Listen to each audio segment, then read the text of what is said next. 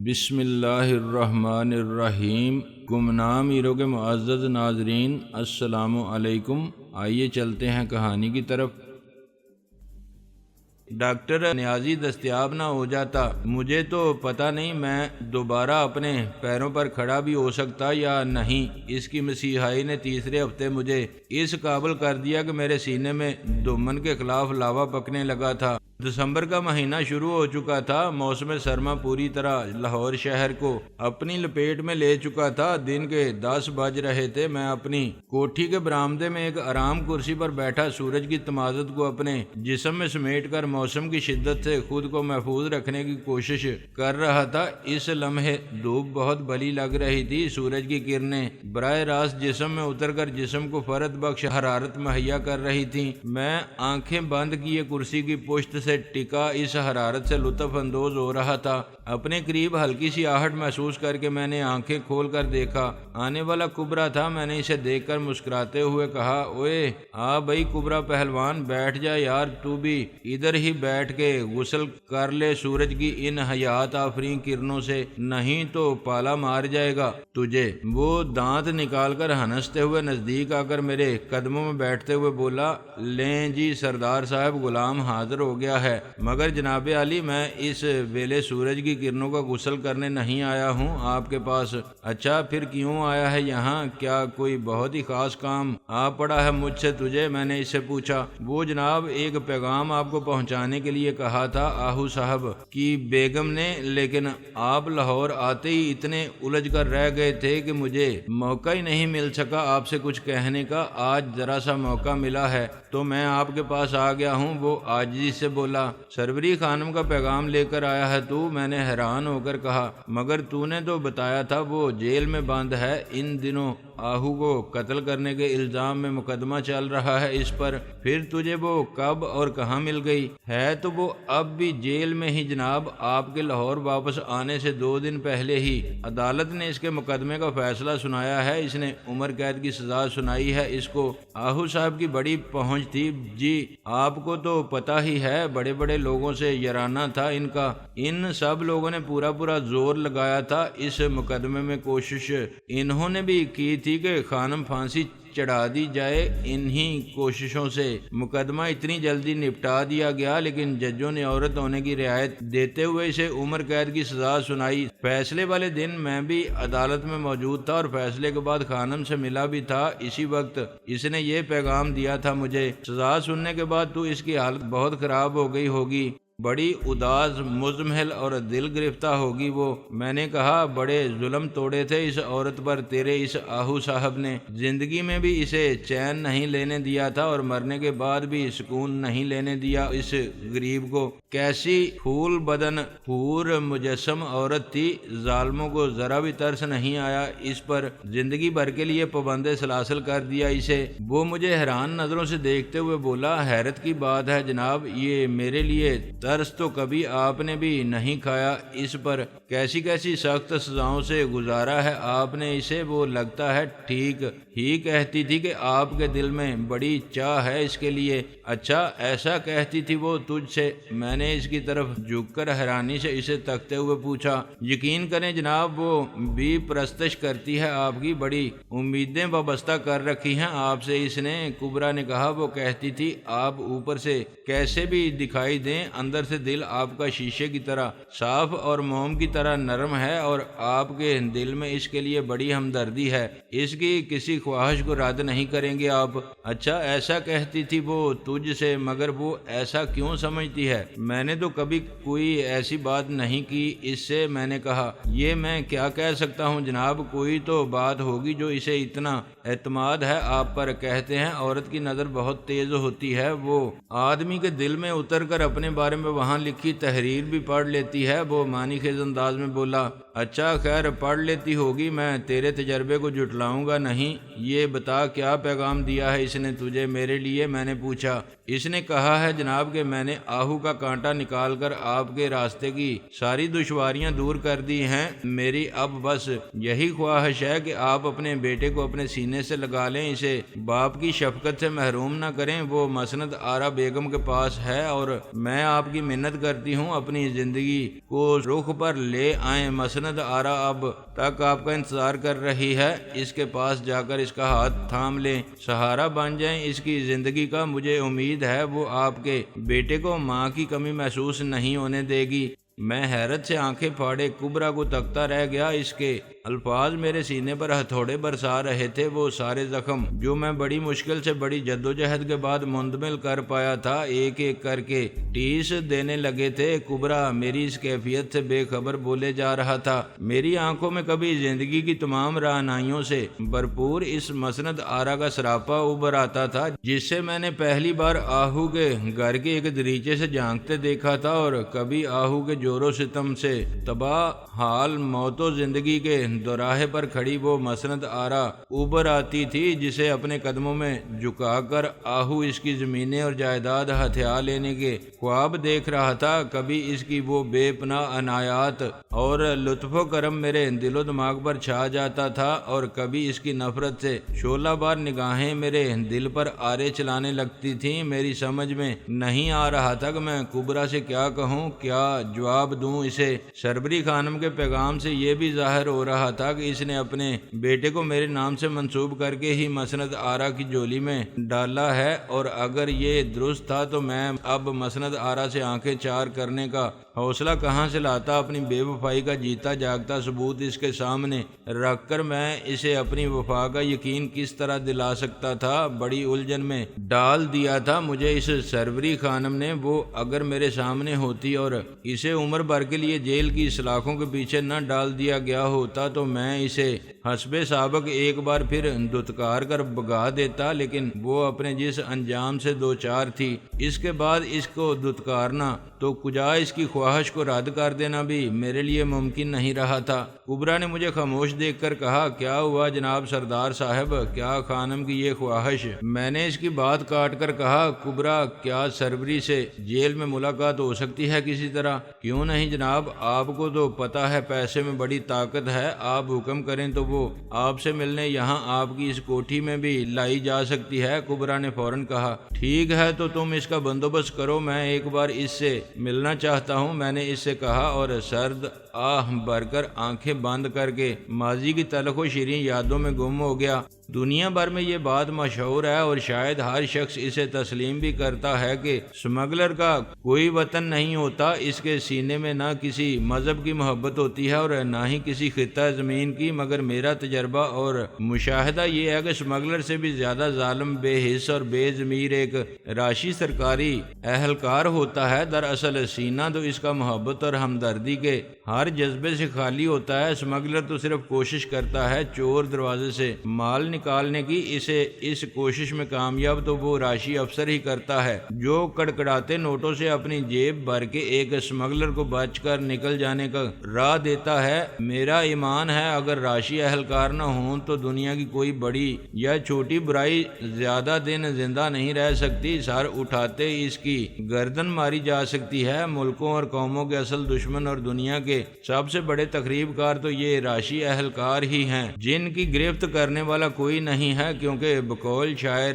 لے کے رشوت پھنس گیا ہے، دے کے رشوت چھوٹ جا والے نظام میں یہ کوئی معیوب بات نہیں سمجھی جاتی۔ تیسرے دن کبرا نے دولت کی طاقت کا وہ کرشمہ دکھایا مجھے جو باز امیر اور وطن سے محبت رکھنے والوں کے لیے انتہائی تکلیف دہ اور عبرت ناک تھا۔ یہ اس بات کا منہ بولتا ثبوت تھا کہ راشی اہلکاروں نے میرے ملک کے قانون اور عدالتوں کو کیسا مذاق بنا کر رکھ دیا ہے۔ ایسے تماشے پہلے کہاں دیکھے ہوں گے جو اب اس سرزمین پاک پر جا بجا بکھرے پڑے ہیں اور قدم قدم پر چشم بینا کے لیے نظارہ عبرت بنے ہوئے ہیں۔ راشی اہلکاروں کی ایسی فرد ناشناسی شاید کسی بدقسمت اور پسماندہ ترین ملک میں بھی دیکھنے میں نہ آ سکے۔ کسی کو مغرب کی اذان سننے کے بعد کبرا میری کار لے کر نظام الدین کے ساتھ گھر سے نکلا تھا اور 1.5 گھنٹے کے بعد جب وہ واپس پلٹا تو سروری خانم اس کے ساتھ تھی۔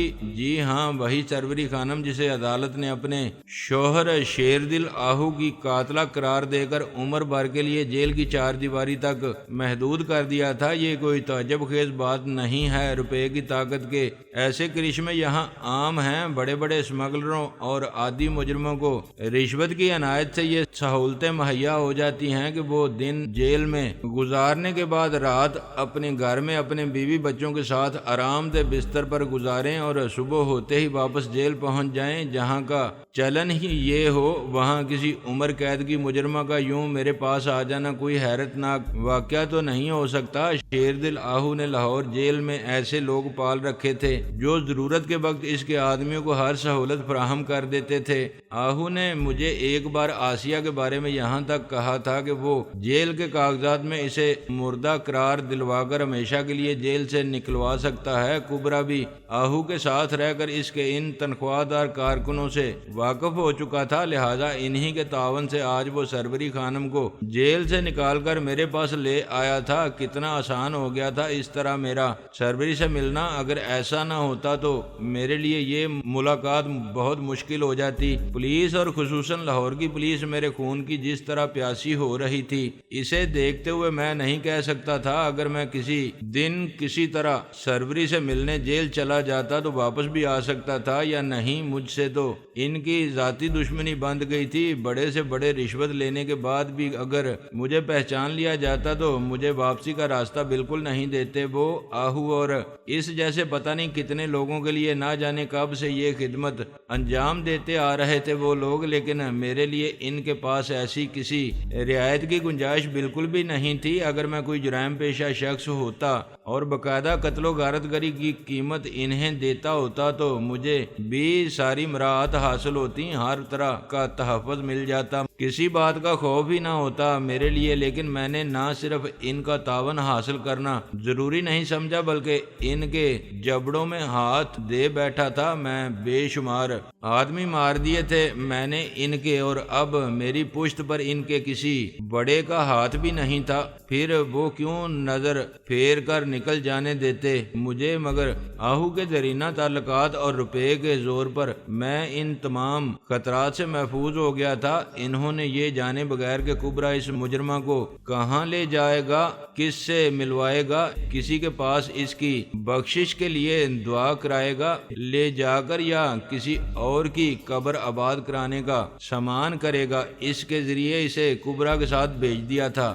میں نے سروری خانم کو دیکھا تو میرے دل کو ایک دھچکا سا لگا۔ میرے سامنے جو عورت اس لمحے کھڑی تھی وہ اس سروری خانم سے بہت مختلف تھی جسے میں شیردل آہو کی اہلیہ کی حیثیت سے دیکھ رہا تھا۔ وہ بلاخیز حسن کی مالک سرتاپا قیامت سروری خانم، جس کے جمال آفریں جلدوں سے نظریں خیرہ ہو جایا کرتی تھیں، جس کے حسین چہرے پر نظر نہیں ٹھہرتی تھی، آج اس کی ساری چمک دمک ماند پڑ چکی تھی۔ بجھے بجھے پزمردہ چہرے پر جو کبھی کھلے ہوئے گلاب کی طرح تر و تازہ دکھائی دیتا تھا، ہلدی بری ہوئی دکھائی دے رہی تھی۔ اس گھڑی اسے دیکھ کر کوئی یہ تصور تک نہیں کر سکتا تھا کہ کل تک یہ عورت زمانے کو اپنی ٹھوکروں میں رونتی ہی تھی، غرور حسن سے اس کی گردن اکڑی رہتی تھی، اور زاہد 100 سالہ کے لیے بھی اس کے حضور دل سنبھالے رکھنا مشکل ہو جاتا تھا۔ وہ سارا تنتنا، سارا کا سارا کروفر نہ جانے کہاں گم کر آئی تھی۔ وہ اس کی یہ حالت دیکھ کر میں اندر ہی اندر لرز کر رہ گیا تھا۔ میں نے حیرانی سے اسے دیکھتے ہوئے کہا، اوہ سروری، یہ کیا حالت بنا رکھی ہے تم نے اپنی؟ کیا ہوا ہے یہ تمہیں؟ تم تو پہچانی نہیں جا رہی ہو، کس کی نظر کھا گئی ہے تمہیں؟ کچھ نہیں، کچھ بھی نہیں ہوا ہے مجھے، میں تو بالکل ٹھیک ٹھاک ہوں، مجھے کیا ہو سکتا ہے بھلا؟ وہ افسردگی سے بولی۔ میرا خیال ہے تم نے آئینہ نہیں دیکھا ہے بہت عرصے سے، جبھی ایسی بات کہہ رہی ہو۔ اوے کبرا، جاؤ ذرا خانم کو آئینہ لا کر دکھا۔ حیرت ہے انہیں اپنی حالت تک کی خبر نہیں ہے کچھ۔ میں نے کبرا کو مخاطب کرتے ہوئے کہا، رہنے دے، آپ آئینہ نہ منگائیں، مجھے پتہ ہے یہ سب کہنے کی باتیں ہیں جیلانی، نظر بظر کسی کو نہیں لگتی کسی کی، اور یہ جو تغیر و تبدل دکھائی دیتا ہے انسان میں، یہ تو آدمی کی عمر کا عطیہ ہوتا ہے یا خود اس کا اپنا بویا ہوا ہوتا ہے۔ یہ میں بھی اپنی تیار کردہ فصل کاٹ رہی ہوں۔ اب وقت بڑی ظالم اور بے رحم شے ہے جیلانی، یہ کبھی معاف نہیں کرتا کسی کو بھی، یہ جب مہربان ہوتا ہے کسی پر تو وہ شخص لگتا ہے زمین کی مخلوق ہی نہیں ہے، کیا سے کیا بنا دیتا ہے آدمی کو یہ کوئی تصور بھی نہیں کر سکتا۔ یہ منہ پھیرتا ہے کسی کی طرف سے تو آسمان کی بلندیوں کو چھونے والا اس بری طرح زمین بوس ہوتا ہے کہ دیکھنے والے عبرت پکڑنے لگتے ہیں۔ اس کے انجام سے آدمی بڑا کوتاہ ہے۔ جیلانی وقت کو مہربان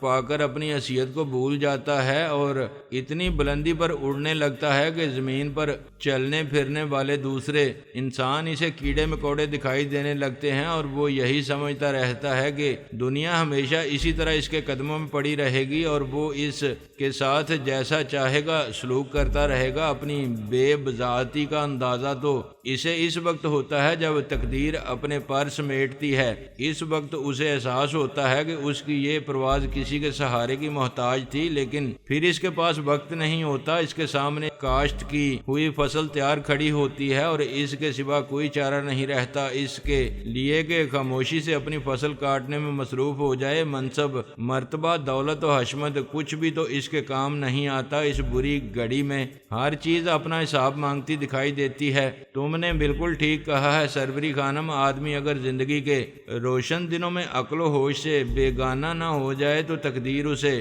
تماشا نہیں بنا سکتی کبھی بھی۔ یہ تو آدمی کے اپنے اعمال ہوتے ہیں جو اسے خود اپنی نظر سے گرا دیتے ہیں۔ عجیب بات یہ ہے کہ اس حقیقت کو ہر شخص تسلیم بھی کرتا ہے مگر پھر بھی غلطیاں کر کے چوٹ کھا جاتا ہے۔ مجھے بہت دکھ ہوا ہے اس وقت تمہیں اس حال میں دیکھ کر۔ نہیں جیلانی، آپ کو ایسا نہیں کہنا چاہیے، میں نے اور آہو نے آپ کے راستے میں بہت کانٹے بچھائے ہیں، ہم نے تو کبھی بھی ترس نہیں کھایا آپ پر، اور آپ کی قسمت کی ماری بہن پر کبھی کوئی بلائی نہیں کی آپ کے ساتھ ہم نے، اور اگر کبھی کوئی اچھی بات کی بھی ہے تو اس کے پیچھے بھی اپنا ہی مفاد رہا ہے۔ آپ کی بلائی جب بھی نہیں رہی ہمارے پیش نظر، وہ گلوگیر آواز میں بولی۔ خیر خیر، یہ وقت ان باتوں کا نہیں ہے خانم، ایسے مواقع حساب کتاب کرنے کے نہیں ہوتے ہیں، میں نے اسے سمجھایا۔ یہ آپ کی اعلیٰ ظرفی ہے جو آپ ایسا کہتے ہیں جیلانی، دنیا میں سارے ہی لوگ آپ جیسے نہیں ہوتے ہیں، لوگ تو ایسے موقعوں کا انتظار کرتے ہیں اور ایک ایک لمحے ایک ایک پل کا حساب چکانے آ جاتے ہیں۔ اس موقع پر وہ بولی۔ میں نے اس کی بات کاٹ کر کہا، ایک ہاتھ کی پانچوں انگلیاں ایک جیسی نہیں ہوتی خانم، مجھے ان میں شمار نہیں کرو تم۔ میں آپ کو ان میں شمار کہاں کر رہی ہوں، آپ کو تو پہلے ہی الگ کر دیا میں نے ان سے۔ خیر چھوڑیں اس قصے کو، میرے پاس زیادہ وقت نہیں ہے، صرف 1 گھنٹے کے لیے آزادی ملی ہے مجھے۔ آپ بتائیں کس لیے بلایا ہے آپ نے؟ وہ تم نے کبرا کے ذریعے کوئی پیغام بھیجا تھا میرے پاس، اسی سلسلے میں تم سے مل کر بات کرنا چاہتا تھا، میں نے کہا۔ اسے میری خواہش یا درخواست سمجھیں آپ، ایک عاجزانہ درخواست ہے یہ میری آپ سے۔ آہو نے مجھے حرص و ہوس کی دلدل میں اتار کر بہت ذلیل کیا تھا، یقین کریں میرے دل میں دولت اور جائیداد کی ہوس کبھی بھی نہیں رہی۔ میری غلطی صرف اتنی تھی کہ میں نے آہو کو پوری طرح سمجھے بغیر شادی کر لی۔ اس سے ہادی علی میرے والد نہیں تھے اور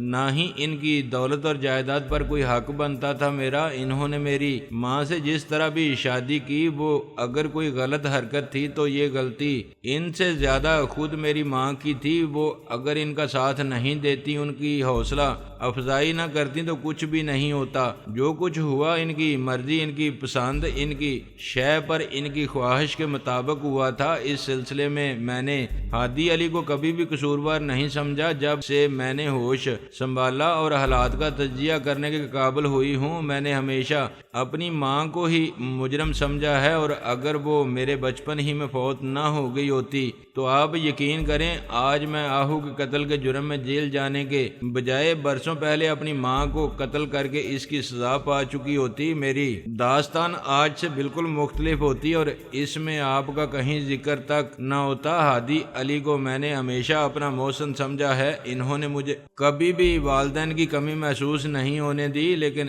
اس ہوس کے مارے ہوئے آہو نے مجھے اپنے محسن کے بارے میں بدخواہی پر مجبور کر دیا تھا۔ میں تو اپنے گھر کو بربادی سے بچائے رکھنے کے لیے اس کا ساتھ دینے پر مجبور ہو گئی تھی، لیکن جب مجھے معلوم ہوا کہ میری تمام تر قربانیوں کے باوجود وہ میرے ساتھ بھی مخلص نہیں ہے تو میں نے دنیا کو اس کی اہلیت سے نجات دلا دی۔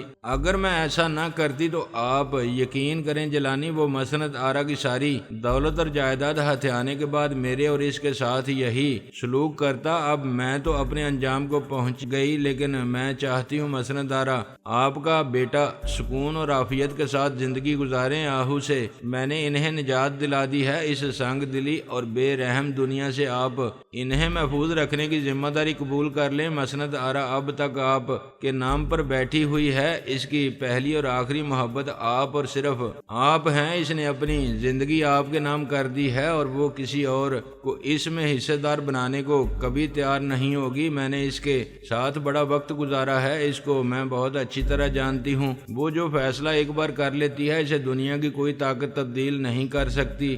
آپ اس کے پاس چلے جائیں، چھوڑ دیں یہ سب کچھ، یہ پرخطر زندگی ترک کر دیں، کیا ملتا ہے اس میں آپ کو؟ ہر دم اصولی پر جان رہتی ہے، ہر لمحے قانون اور پولیس کا دھڑکا لگا رہتا ہے۔ مسند آرا کے پاس بہت کچھ ہے، آپ کو بالکل بھی کچھ کرنے کی ضرورت نہیں محسوس ہوگی، بس سرپرست بن کر دیکھ بھال کرتے رہیں اس کی اور اس کی زمین جائیداد کی۔ میں نے کہا بات یہ نہیں خانم، مسئلہ کچھ کرنے اور نہ کرنے کا نہیں ہے، میرے پاس بھی سوہنے رب کا دیا ہوا بہت کچھ ہے، یہ عالی شان کوٹھی، کار اور لاکھوں کا بینک بیلنس۔ میں اب وہ مفلس اور کنگال غلام جیلانی نہیں ہوں جو ایک رات اپنے گھر سے صرف 1,00,000 روپے کے لیے کسی کی تجوری توڑنے، کسی کے گھر میں نقب لگانے یا کسی کا گلا دبانے کی نیت سے نکلا تھا اور پھر واپسی کا راستہ بھول گیا تھا۔